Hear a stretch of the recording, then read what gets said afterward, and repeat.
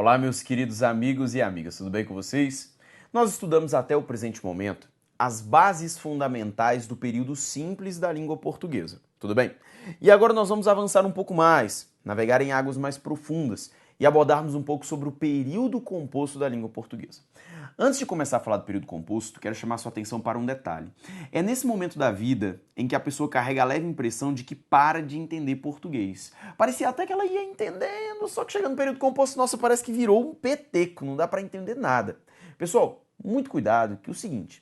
Primeiro ponto, o período composto, ele é uma continuação do período simples, ele é uma extensão do período simples, ele é a continuidade do período simples. Ou seja, tudo aquilo de que falamos lá no período composto, no período simples, também serve para o período composto. Praticamente todos os assuntos são compartilhados, como por exemplo, pontuação é compartilhada, as noções morfossintáticas são compartilhadas, então a gente precisa aproveitar isso. Segundo, é no período composto em que começam a surgir aquelas nomenclaturas extremamente extensas em língua portuguesa, do tipo oração, subordinada, substantiva, completiva, nominal, reduzida de infinitivo. É neste momento que essas nomenclaturas surgem. Mas eu chamo sua atenção para um detalhe. As provas de concurso público, a maior parte das bancas não explora a nomenclatura gramatical, mas explora o entendimento da oração. Nosso objetivo aqui é primeiro entender as orações, depois a gente dá nome. Até porque a maior parte das questões, como eu acabei de dizer para você, não trabalha em nomenclatura. Se você pegar, por exemplo, bancas como CESP, Universa, IDECAM, IADES, são bancas que nunca vão apresentar para você um termo do tipo oração, subordinada, substantiva, completiva, nominal, reduzida de infinitivo. Eles não vão te apresentar isso. Eles vão pedir para você entender uma oração que contém esse tipo de estrutura gramatical. E o entendimento, ele prioriza, ele valoriza o candidato que tem bom raciocínio e não o candidato que tem boa memória e sai decorando o nome de oração. Por isso que o seu principal objetivo aqui comigo é qual? É entender a oração e não decorar nomes. É diferente do objetivo que você teve, por exemplo, ao estudar período composto lá na escola. Na escola, o teu objetivo era um pouquinho diferente, até porque você tinha a cada 2 bimestres, a cada 2 meses, de fazer uma prova acerca daquele assunto. E devido à pressa e devido à quantidade de tantos outros conteúdos a serem estudados, era natural que naquela época você tivesse como atitude mesmo, decorar os nomes e sair para resolver a questão, entendeu? Agora, nosso objetivo é entender, porque você tem um foco maior, que é passar em concurso público. Tudo bem? Vamos para mim para a tela então. Olha só, gente. Veja para mim, quando eu falo do período composto, meus amigos, a nomenclatura gramatical brasileira licencia 2 possibilidades, subordinação e a coordenação. Meus amigos, é justamente essa divisão que eu tenho quando eu falo de período composto. Período composto, as orações subordinadas, o período composto, as orações coordenadas. Tudo bem? Dessas duas, já chamo sua atenção para o seguinte, qual é a que mais cai em prova, professor? A que eu acabei de marcar com uma estrelinha, a subordinação. Tudo bem? O que é a subordinação, meus amigos? Eu tenho 3 possibilidades de orações subordinadas. Eu tenho as orações subordinadas adjetivas, as orações subordinadas substantivas e as orações subordinadas adverbiais. Tudo bem? Dessas aqui, professor, qual é a que mais cai? As adjetivas. Tudo bem? O período composto por subordinação, pessoal, significa exatamente isso aqui, ó. Orações que entre si tenham dependência sintática. Primeiro ponto. O que é o período composto? Período, pessoal, lembre-se, é aquele espaço textual que vai da letra maiúscula até o ponto final. Não é verdade? Da letra maiúscula até o ponto final. A diferença entre o período simples e o período composto é que no período simples, da letra maiúscula até o ponto final, eu só tenho uma oração. Agora eu vou ter mais de uma oração. Agora eu vou ter mais de uma oração. Naturalmente, amigos, se eu vou ter mais de uma oração, eu também terei mais de um verbo. Tudo bem?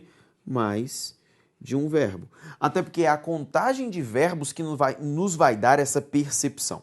Quando eu falo do período composto por subordinação, pessoal, significa que eu tenho uma oração que depende sintaticamente de outra. Falar que ela depende sintaticamente de outra significa dizer o seguinte, que uma oração subordinada, ela nunca poderia existir sozinha.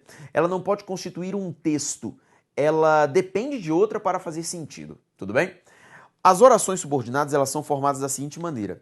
Eu vou ter uma oração principal, que é a oração que tem estrutura gramatical completa, e uma oração subordinada, tudo bem? Que pode ser a oração subordinada adjetiva, pode ser a oração subordinada substantiva e pode ser a oração subordinada adverbial, tudo bem? Quando eu falo da coordenação, meus amigos, eu falo de uma estrutura, agora, que a gramática da língua portuguesa registra como interação semântica. São duas orações que são independentes entre si. São duas orações que conseguem existir sozinhas. Aliás, são duas orações que eu posso separá-las por meio de um ponto final. Eu nunca poderia separar, por exemplo, uma oração principal de uma oração subordinada por um ponto final. Por quê? Porque eu estaria encerrando o período e iniciando um novo com uma frase que não tem sentido completo. Agora, quando eu venho para a coordenação, eu tenho duas frases que podem constituir períodos independentes. Poderia constituir períodos independentes. Poderiam ser separados por ponto final. Mas que só ficam no mesmo período por interação semântica. É o sentido quem te permite a existência de uma oração coordenada, ok? Mais que isso, professor, quando eu falo em oração coordenada, eu tenho uma oração coordenada assindética e eu tenho uma oração coordenada sindética. Qual que é a diferença entre elas, professor? A oração coordenada assindética, a palavra assindética significa o seguinte: sem conjunção. Se você se lembrar para mim na gramática da língua portuguesa, meus amigos, a conjunção ela serve para ligar orações. Só que eu vou ter uma oração com conjunção, eu vou ter outra oração sem conjunção. A sem conjunção é a que eu chamo de oração coordenada assindética. Sem conjunção, até porque a palavra síndeto significa conectivo. Já a oração coordenada sindética é a oração coordenada com conectivo. Com conjunção. E é justamente a oração com conjunção, meus amigos, é ela que recebe a classificação. Recebe a classificação.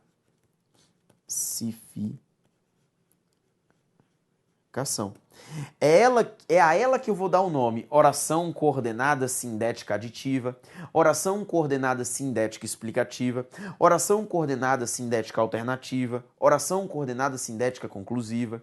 É a ela que eu darei o nome, tudo bem?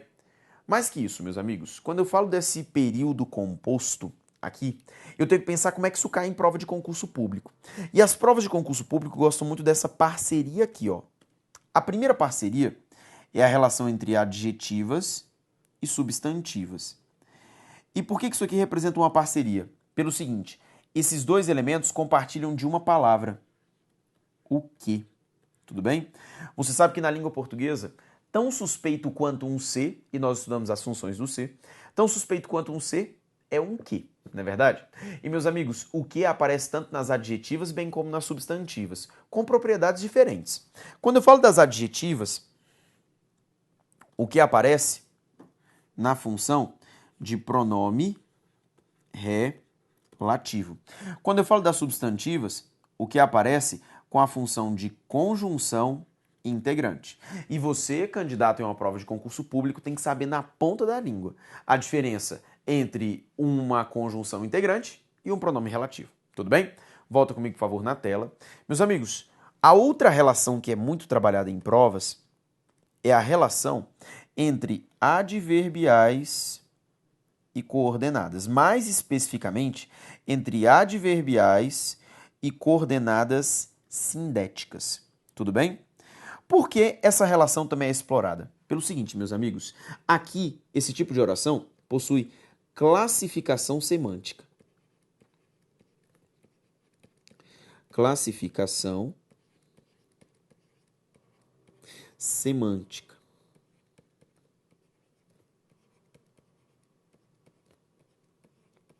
Ok? Uma classificação que é semântica, ou seja, diz respeito ao sentido. Meus amigos, as orações adverbiais elas vão ser classificadas quanto ao sentido dela. Assim como um advérbio, O advérbio não é classificado quanto ao sentido dele, sentido de lugar, sentido de tempo. Então, uma oração adverbial também. Oração adverbial indica causa, consequência, finalidade, concessão, proporcionalidade, tempo, tudo bem? E as orações coordenadas sindéticas também são classificadas quanto ao sentido. Então, o primeiro ponto, a classificação semântica existe nos dois casos. Além disso, pessoal, é nessa relação entre adverbiais e coordenadas que a banca gosta de perguntar acerca das conjunções semânticas da língua portuguesa. Conjunções semânticas da língua portuguesa. E, meus amigos, quando eu falo dessas conjunções semânticas, a sua missão é única. Decorar. Tudo bem?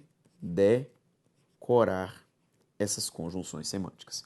Por esse motivo, meus amigos, como você tem de decorar essas conjunções semânticas, eu, Elias, já tenho organizado para você uma tabela de conectivos. Uma tabela de conectivos que cai em todo concurso público que você fizer. Sempre vai haver uma questão que vai explorar as conjunções da língua portuguesa e por isso você precisa as ter memorizadas, tudo bem? A fim de que você consiga ser efetivo nessas questões. Só que é óbvio, a gente vai falar dessas conjunções semânticas da língua portuguesa, nós iremos falar dessas conjunções da língua portuguesa quando chegarmos a falar de adverbiais e de coordenadas. Aí, nesse momento, eu vou te ensinar como é que você vai decorar essas conjunções e como é que elas são cobradas em prova. Mas até lá, a gente ainda vai passar pelas outras partes do período composto da língua portuguesa, tudo bem? Então, olha para mim de novo. Gente, aqui eu tenho marcado o período composto como ele é estruturado na gramática na língua portuguesa, tudo bem? O nosso objetivo é tratar as características de cada um desses tipos de oração, tudo bem? E, por fim, a gente vai fazer as comparações. Adjetivas com substantivas, adverbiais com coordenadas, tudo bem? Já para te explicar, o que mais cai em prova sobre esse assunto? Primeiro, tudo das orações adjetivas. As orações adjetivas são as mais benquistas nesse cenário. Segundo, o que mais cai? A classificação semântica e as conjunções na relação entre adverbiais e coordenadas. E por incrível que pareça, o que menos cai são as orações substantivas da língua portuguesa. Mas detalharemos tudo aqui para que você consiga acertar questões acerca deste assunto. Tudo bem? Próximo bloco, falaremos de orações adjetivas. Continue conosco, até daqui a pouco.